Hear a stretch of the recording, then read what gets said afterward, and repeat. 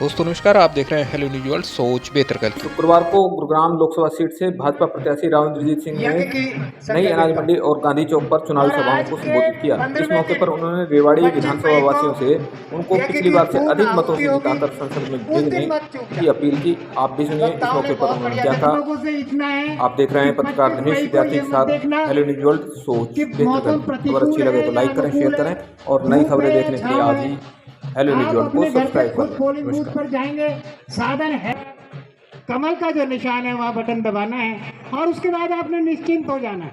उसके बाद मोदी जी जाने या राव इंद्रजीत जाने। माननीय नेताजी आ गए हैं। भारत माता की, राव इंद्रजीत सिंह। सभी अपने स्थान पर बैठकर बहुत ही सुंदर ढंग से व्यवस्था बनाकर हम राव इंद्रजीत जी का स्वागत करेंगे। आनंद से नीचे चले जाए ताकि व्यवस्था पूर्ण रूप से बनी रहे। नवल किशोर गुप्ता जी, राकेश कुमार पालिंदर सरपंच जी, राज अग्रवाल जी तुरंत मंच पर आए और एक ही मिनट में मंच से जा सकते हैं, क्योंकि अगली कड़ी हमारी कड़ी प्रदीप गोयल जी। सभी से मेरा आग्रह है कि व्यवस्था सन्नी गोयल। पार्टी के अनेक पदाधिकारीगण अनाज मंडी में आए। भारी तादाद में मेरी माताओं, बहनों, सम्मानित बुजुर्गों, नौजवानों और साथियों, तीसरी बार भारतीय जनता पार्टी ने मुझे आपके बीच भेजा है, अपनी टिकट दी है और आपसे सहयोग मुझे मिलेगा ये उन्होंने सोचा है। मुझे सहयोग आप लोगों का पहले हर बार जब मैं इलेक्शन लड़ा हूं सो आप लोगों का मिला है भरसक। और जब से मैं लोकसभा लड़ना शुरू किया है तब से मैं समझता हूं कि हर बार जब मैं लोकसभा का चुनाव लड़ता आया हूं तो हर साल पहले की निस्बत ज़्यादा वोट मुझे प्राप्त हुई है। इस चीज़ का भी मुझे एहसास है और आपका जाना पहचाना हूं। 40-45 साल से आपके बीच के अंदर रहने वाला हूं और आप जानते हैं कि जो मैं कहता हूं उसके ऊपर अमल भी करता हूं। आप ये भी जानते हैं कि कोई चीज़ अगर गलत करी जा रही है मेरे क्षेत्र के प्रति तो उसके खिलाफ आवाज़ भी मैं उठा लेता हूं, चाहे मेरा नफ़ा नुकसान खुद ही निजी तौर पे हो या ना हो। पारी की अंतिम योजना समझ लो आने लग रही है। इलेक्शन तो मैं पहले ही 5 बार लोकसभा का जीत चुका हूं। इस बार भी भगवान ने चाहा तो जीत जाऊंगा। लेकिन एक चीज मेरे दिल के अंदर है कि अगर जाते जाते लास्ट इलेक्शन के दौरान रेवाड़ी से मैं बावल से अधिक वोटों से जीतूं।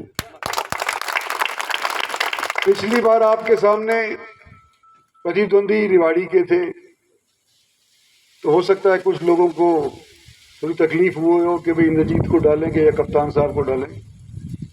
लेकिन इस बार तो जो हमारा प्रतिद्वंदी है वो तो यहाँ का रहने वाला ही नहीं, मैं ही रह गया। और भाई अगर आप लोगों की नफरी बढ़ी है, बल्कि 4.5 लाख वोट और जुड़े हैं। गुड़गांव लोकसभा सबसे बड़ी लोकसभा आज के दिन है, 25 लाख वोट हैं। तो जब पिछली बार 86,000 से हम जीते थे, 90,000 से बावल से जीते थे। बावल को तो हम समझा करते देहात का इलाका है, शहर के अंदर वोट थोड़े से परसेंटेज वाइज कम पड़ते, देहात में थोड़े परसेंटेज वाइज ज्यादा पड़ते, इसलिए नंबर कम आगे होंगे। मैं आपसे यूं कहना चाहता हूं कि आपकी दी हुई ताकत को मैंने हमेशा आप लोगों के लिए प्रयोग किया, अपने लिए इस्तेमाल नहीं किया है। उम्मीद करता हूं कि मेरे को फिर से जिताएंगे और बड़ी वोटों से जिताएंगे।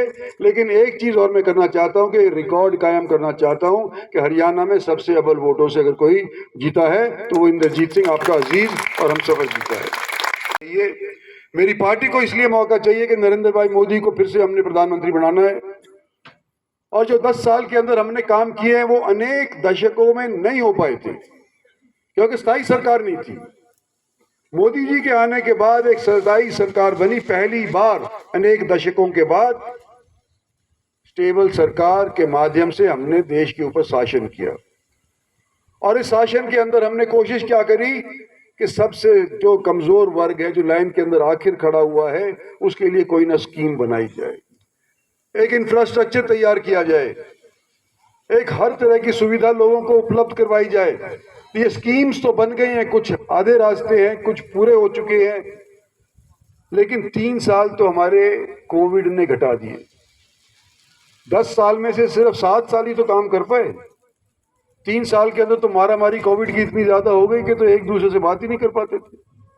उसके बावजूद भी आज के दिन कोविड के उपरांत हमारे देश की जीडीपी अनेक समृद्ध मुल्कों से 3 गुना फालतू है, 4 गुना फालतू है, जापान से फालतू है, ब्रिटानिया से फालतू है, अमेरिका से फालतू है। 22-23 के सन के अंदर हमारी जीडीपी 6.5% बढ़ी, जबकि अमेरिका की 2.5% बढ़ी। चाइना का तो मैं कह नहीं सकता, हमारे से आगे ही होंगे, लेकिन उनके वायदे झूठे होते हैं, उनके आंकड़े झूठे होते हैं। आज हमारे को चाइना से अगर लोहा लेना है तो हमारे को देश के अंदर शकस्त सरकार चाहिए, शकस्त सरकार चाहिए। उसके लिए मेरे को तो नहीं नजर आता कोई और हो मोदी जी के अलावा। और जब हम देश को एक राह के ऊपर ढाल चुके हैं, हम मिल करके मोदी को बनाए ना। जब हम एक बार इस देश को ढाल चुके हैं, रास्ता पकड़ लिया है, देश ने रफ्तार पकड़ने लग रहा है, तो रफ्तार के बीच के अंदर फिर रोड ब्लॉक डालोगे क्या? इसलिए हम कहते हैं कि रोड ब्लॉक ना डालो, एक पड़ाव हमारे को लांघने की मत आवश्यकता करो। हमारे को तीसरी बार जब आप सत्तासीन करो तो पिछली बार जितनी भी वोटें मिली थी उससे अव्वल वोटों से जिता करके भेजो, ये आपसे निवेदन आती है। कोई हमारे से चर्चा करने के अंदर कतराता है, कोई भी पार्टी को दिखाई दे रहा है कि विकास से उन्होंने 10 साल के अंदर किया है, तो एक हाथ शगुफा ऐसा छोड़ देते हैं जिससे लोग कंफ्यूज हो जाते हैं। और वो आज के दिन कंफ्यूजन वाला शगुफा क्या है कि भाई इंद्रजीत सिंह की पार्टी, भारतीय जनता पार्टी, नरेंद्र मोदी, ये अगर कॉन्स्टिट्यूशन बदलना चाहेंगे तो इस बार ही बदलेंगे, पहले नहीं बदलेंगे, क्योंकि इसको अगर फुल मेजोरिटी मिल गई तो कॉन्स्टिट्यूशन बदल देंगे, रिजर्वेशन खत्म कर देंगे, अटरम पटरम अनेक चीज कहने लग जाते हैं। भाई हमारे पास मेजोरिटी आज के दिन थी कि नहीं, ये बताओ मेरे को। 303 सीट हमारे पास लोकसभा के अंदर थी, राज्यसभा के अंदर भी हम एक बार तो बीच के अंदर मेजोरिटी प्राप्त कर लिए थे। तो अगर हमने कॉन्स्टिट्यूशन बदलना ही होता या मोदी जी ने कॉन्स्टिट्यूशन बदलना ही होता तो जब क्यों नहीं बदल दिए? आज के दिन जब हम तीसरी बार मांग रहे हैं तब ये इंडिया गठबंधन यूं कह रहा है कि ये तो कॉन्स्टिट्यूशन बदलना चाहते हैं। हम सिर्फ लोग के पास ये कहने के लिए भेजे गए हैं कि हम भारत को विकसित बनाना चाहते हैं, कॉन्स्टिट्यूशन बदलना नहीं चाहते। 2047 के अंदर 100 साल पूरे हो जाएंगे भारत की आज़ादी के, और जब भारत की आज़ादी के 100 साल हो जाएंगे, मैं और आप में मेरी उम्र वाले तो कई लोग यहाँ पर नहीं रहेंगे, लेकिन ये नौजवान बालक ये तो रहेंगे ना, और ये सोचेंगे कि हमने अपनी पहली वोट जो 18 से 23 साल वाला है, हमने अपनी पहली वोट कहाँ डाली थी? भाई देश के निर्माण के लिए डाली थी। ये बात याद रहेगी, क्योंकि उस टाइम ये विकसित देश के अंदर सांस ले रहे होंगे। और इनकी ड्यूटी लगाना चाहता हूँ, महिलाओं की भी, लड़कों की भी, 18 से 23 साल वालों की, कि भाई ये 4.5 लाख वोट तुम्हारी इस बार जुड़ी है लोकसभा के अंदर। अपनी वोट जो डालोगे सो डालोगे ही, लेकिन एक वोट वो भी डालोगे जो घर से आने से मतदान केंद्र तक आते आते कतरा रहा है किसी भी वजह से, चाहे बूढ़ा है या अपंग है, बीमार है, कोई भी वजह हो, अपनी वोट के साथ एक ऐसी वोट भी आप डलवाओगे जो आमतौर के ऊपर शायद ना डले किसी भी वजह से। तो ये आप लोगों की ड्यूटी है। अगर ये कर दोगे तो आने वाले समय के अंदर मैं समझता हूं कि रेवाड़ी से, बावल से, मेरे खुद के जिले से, पटौदी और होने से अव्वल वोटों से मैं जीतूंगा, ये तो मुझे पता है। गुड़गांव से नहीं कह रहा अव्वल वोटों से जीतूंगा, क्योंकि गुड़गांव की नफरी हमारे से डॉडी है। हमारे यहाँ पर 2 लाख के करीब की है, 2.5 लाख के करीब की है। बादशाहपुर के अंदर तो 4 लाख के करीब वोटिंग की नफरी होने लग रही है, तो उसका मुकाबला आपसे नहीं करूंगा मैं। लेकिन अपने यहाँ से परसेंटेज वाइज अगर मेरे को आपकी वोट मिलेंगी तो मैं भाई राजी होकर के लोकसभा के अंदर जाऊंगा और आपकी आवाज़ बुलंद करूंगा। धन्यवाद। जो मान सम्मान दिया आपने, आपका मैं शुक्रिया अदा करना चाहता हूँ। और हमारे एक अजीज़ ने एक लड्डू का वो लगा रखा है तोलने का, तो भाई ये थोड़ा सा प्रसाद भी जरूर लेकर के जाना। धन्यवाद और जय हिंद। महबूब नेता पहुंच चुके हैं, एक बार जोरदार तालियों से उनका स्वागत करिए। पूरा का पूरा वार्ड उन्हें गूंज जाना चाहिए आपकी आवाज से। जोरदार तालियों से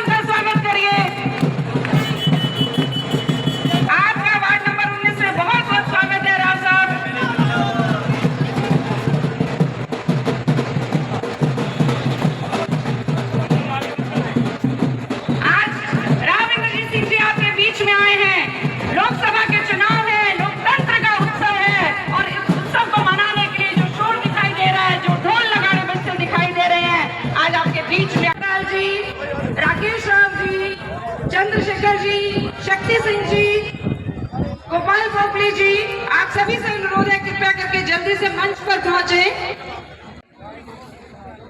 ज्ञानी जी लेकर पहुंचे हैं। बीडी मलिक जी आप भी साथ रहिए, मास्टर चेतन दास जी आप भी साथ में रहिए।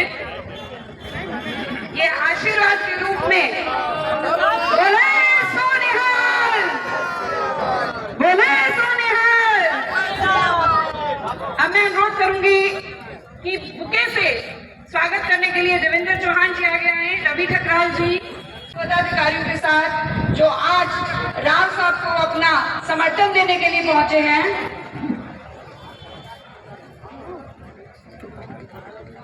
सुमित और पंकज जी आपसे अनुरोध है आप भी मंच पर पहुंचे और बुके से राव साहब का सम्मान करें। स्वागत के लिए बुल रहा है वो जल्दी पहुंचे।